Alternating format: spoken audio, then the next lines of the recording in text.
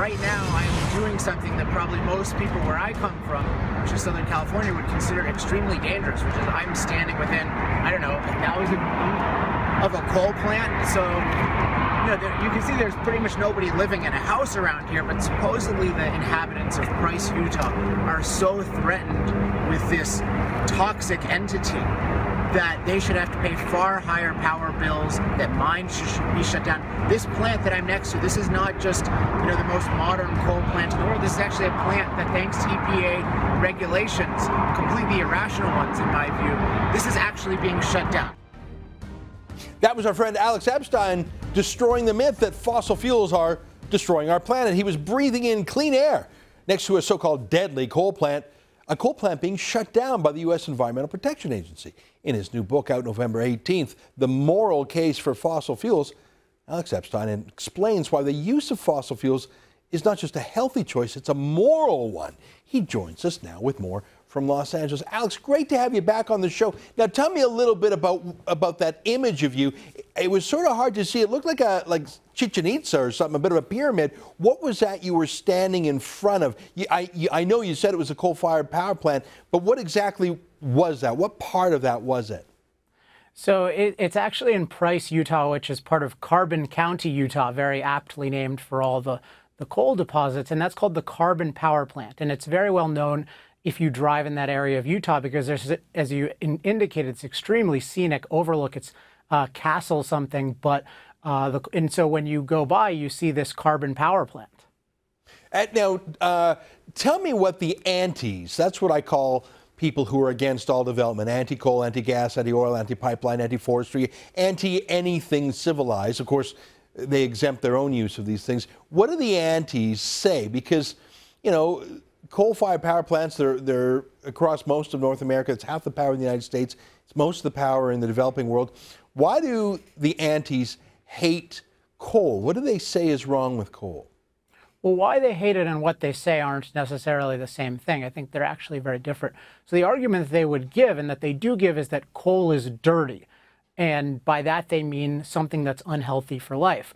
But if we look at the evidence as to will having a coal plant somewhere improve the lives of people or be a detriment, in almost every case it's beneficial. Even in a place like China, you have skyrocketing life expectancy.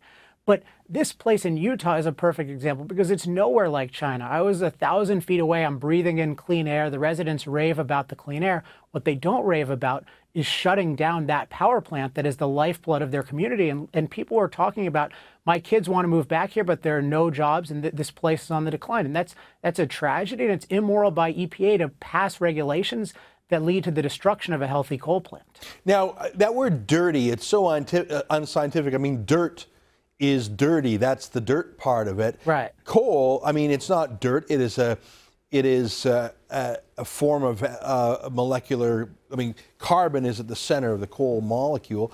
They're not actually usually talking about real pollution, are they? They're talking about carbon dioxide, which is a colorless, odorless, harmless gas that people actually exhale at 100 times the concentration that is found in the natural air. I mean, when an anti says dirty these days, they're actually not talking about things that are polluted.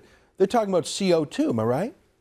Well, yes and no. I mean, in this case, the major thing that's actually shutting it down is regulations on what they would call, you know, standard pollutants such as mercury. But even there's a lot of pseudoscience, because anything is harmful in a certain concentration and anything is healthy or benign in a certain concentration. So mercury is a compound that exists in nature.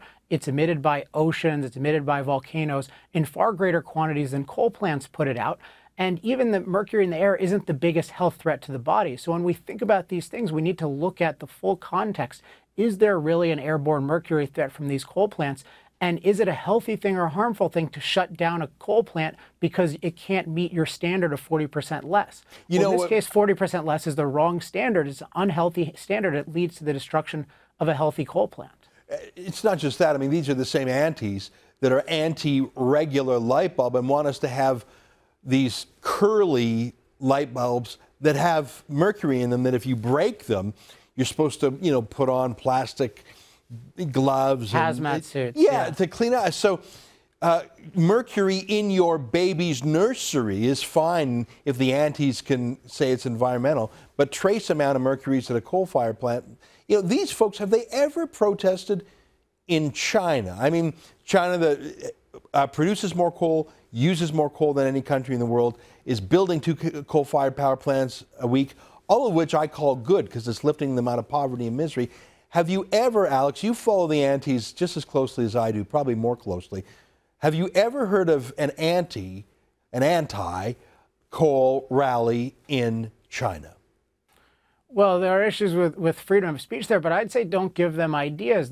Say Greenpeace is certainly against what China has done. There's a lot of mass opposition. Now, this gets to the issue of what is their actual motivation. I want to stop you there. I've never seen Greenpeace criticize coal-fired power plants in China. Have you? Have they changed? Yeah, is that new? These things are, these antis, as you call them, are often equal opportunity opponents of industrialization. That's why I say don't give them ideas. I'm just saying that I mean, I wrote a book, Ethical Oil, and I investigated Greenpeace's Chinese language websites. I had them translated in English, and I found that they do not criticize China.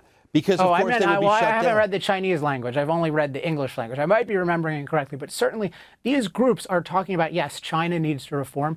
And indeed, part of the immorality of these groups is that they're telling the underdeveloped world, stop developing, turn back the clock. Look at what Kerry did when he goes to Indonesia, which is, developing at least a little bit. He's saying, no, don't do that. Somehow subsist on solar and wind. That's just as bad.